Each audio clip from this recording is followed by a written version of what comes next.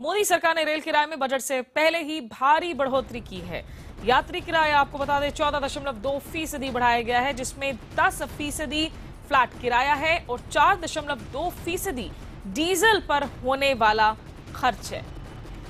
वहीं सिर्फ रेल भाड़ा ही नहीं, बल्कि अगर हम माल भाड़े की भी बात करें तो माल भाड़े में भी 6.5% की बढ़ोतरी की गई है। जाहिर है इस बढ़ोतरी का सीधा असर आम आदमी की जेब पर पड़ने वाला है। माल भाड़ा बढ़ने से भी महंगाई ही बढ़ने वाली है। हालांकि इस बढ़ोतरी पर सरकार की सफाई है कि ये पिछली सरकार का फैसला था जो उसने लागू किया है। यूपीए सरकार ने ये फैसला रोक रखा था।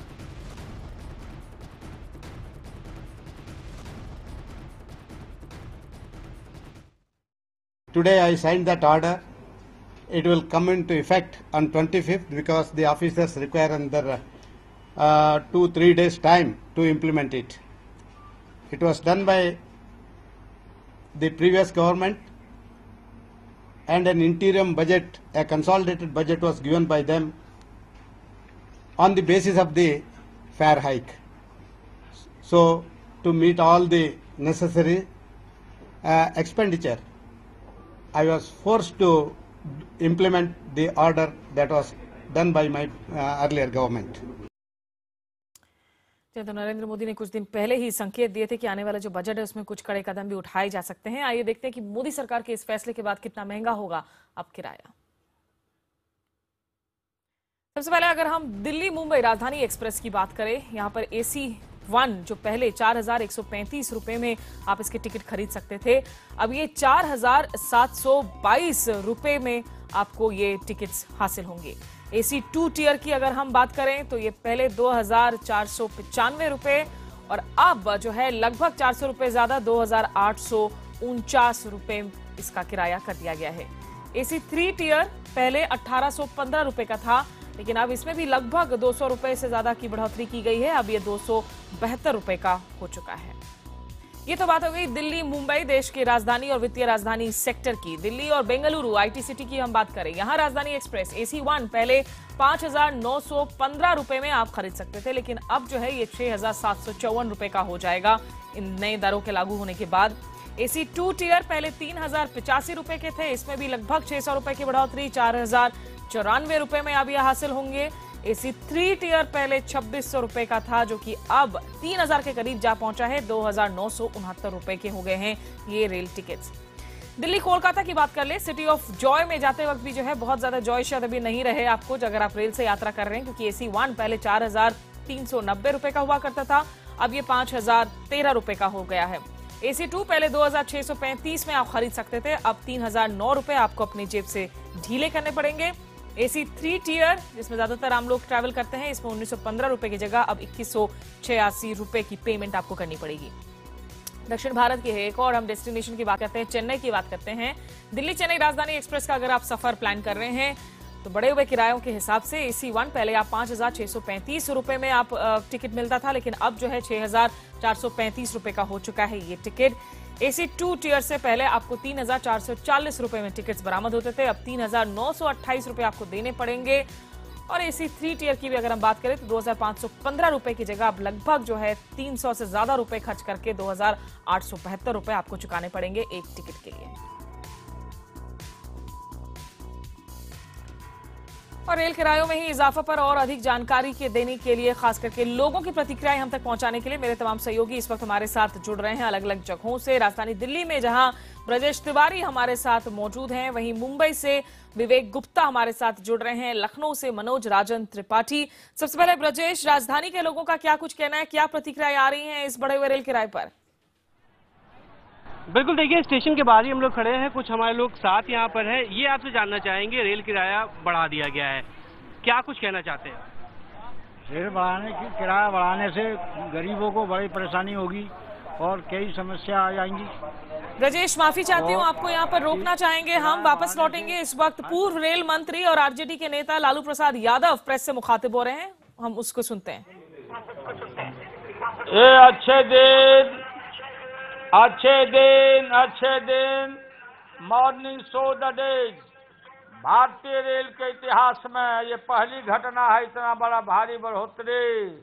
लालू प्रसाद जी, आपको एंटीबायोटिक दिया है नरेंद्र मोदी ने, अभी तो ऑपरेशन थिएटर तैयार हो रहा है, जनरल बजट आएगा तो संसद में तो और बढ़िया से ऑपरेशन होगा, मरीजों का ऑपरेशन और करेगा। तो ये हमारे राज्य में यूपीए गवर्नमेंट में आप लोग को मालूम है कि 60,000 करोड़ का सरप्लस अर्निंग किया, बोनस दिया, 5 बजट में भाड़ा नहीं बढ़ाया, तो कैसे टर्न अराउंड हुआ? ये भाड़ा बढ़ाने से रेल का कायाकल्प होने वाला नहीं है, पूरा महंगाई बढ़ेगी, पूरा बेतहाशा महंगाई अभी बढ़ने वाला है, इससे और कोई सहने वाला नहीं है। इसलिए रोल बैक करो, रोल बैक करो, रोल बैक करो, दिमाग शांत रख के इसको वापस लो। और काला धन जो बोलते थे, काला धन कहाँ है, निकालो, ढोंग मत करो। और किसका पैसा उसका नाम बताओ, और बताओ देश को। और ये देश की जनता को चूसना शुरू कर दिया तो हम लोग बर्दाश्त नहीं करेंगे। जो वादा किया है निभाना पड़ेगा, नहीं तो बीचे में जाना पड़ेगा और हम लोग को सड़क पर आना पड़ेगा। अब 5 साल तक हम लोग बैठे नहीं रहेंगे। चलिए, अरे हो गया तुम्हें यार, अरे छोटे जा रहा है यार, क्या बात है। चल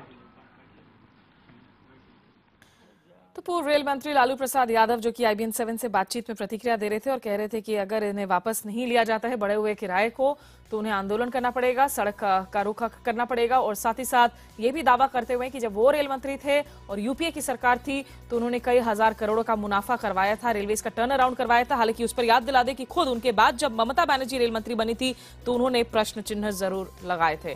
फिलहाल ब्रजेश तिवारी के पास हम वापस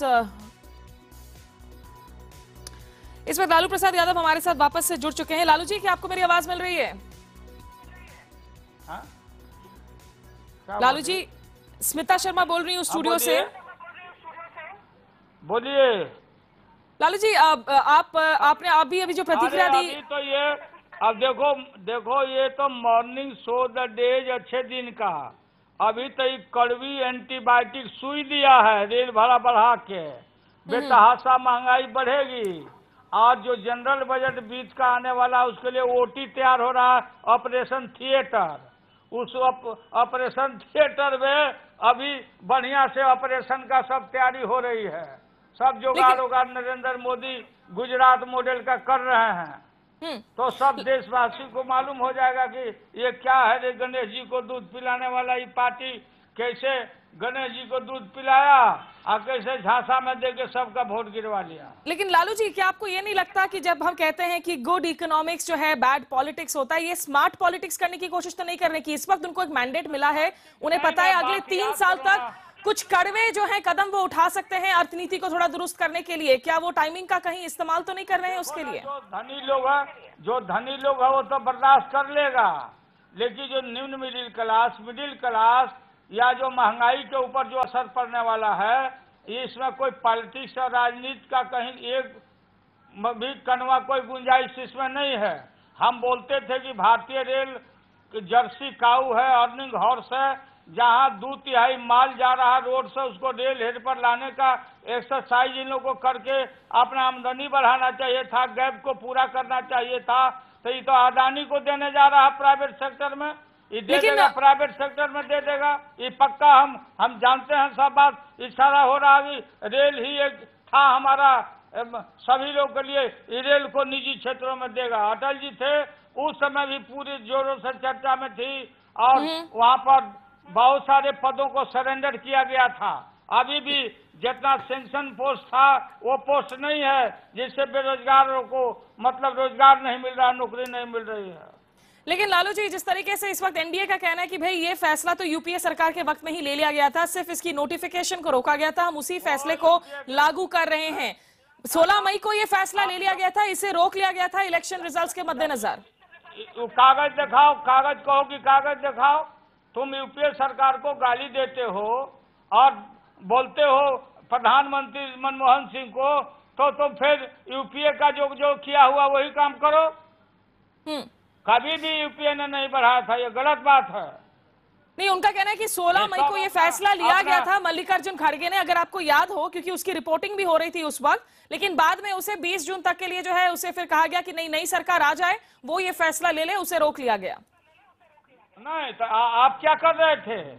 आप जो रामराज का कल्पना कर रहे थे, अच्छे दिन की बात कर रहे थे और प्रीवियस गवर्नमेंट के सारे कामों को कंडेम कर रहे थे और दोहराने की बात नहीं कर रहे थे, तो आपने कैसे कर दिया? लेकिन यहाँ पे एक और बात कही जा रही है। सदानंद गौड़ा ने, माना जा रहा है, अरुण जेटली को ये दलील दी है कि खुद रेलवे के जो एक्सपर्ट्स हैं उनका कहना है कि अगर आप रेल भाड़ा नहीं बढ़ाते हैं, अब लगभग 10,000 करोड़ का बोझा हो जाएगा रेलवेज पर, उसका लॉस हो जाएगा, जिसके लिए सब्सिडी देनी पड़ेगी। हाँ, तो आप जो बिना सोचे समझे देश को काहे बोला? चुनाव में क्यों कैंपेन किया? क्यों कैंपेन किया? मालूम नहीं था?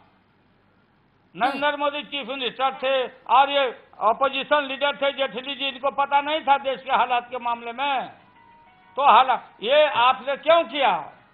लेकिन लाओ ना, कहाँ से पैसा लाओगे? अरे ले आके पैसा इनको दिखाना। इंडियन भारत का तीसरा स्थान है अर्थव्यवस्था में दुनिया में, मनमोहन सिंह जी ने पहुंचाया। इनको बाहर में रख के गाली देना और सरकार में आने के बाद अब नहीं इनको पता लग रहा कि कैसे देश चलता है और कैसे देश चलाया जाता है। तो इनके पास कोई रास्ता नहीं है, लेकिन लालू जी कोई वे नहीं है। लालू जी, वैसे जब आपने भी, आप रेल मंत्री का पद छोड़ा था, जब ममता बनर्जी आई थी, उन्होंने तमाम उन आंकड़ों पर सवाल खड़े किए थे। कहा था कि आपने जो बड़े बड़े दावे किए हैं कि भाई रेलवे का टर्न अराउंड हो गया, इतने 1000 करोड़ का हमने मुनाफा करवा दिया, वो सारे गलत आंकड़े थे और दरअसल रेलवे को नुकसान हो रहा था। उस नुकसान को भरपाई करने के लिए क्या कड़े कदमों की जरूरत थी इस वक्त?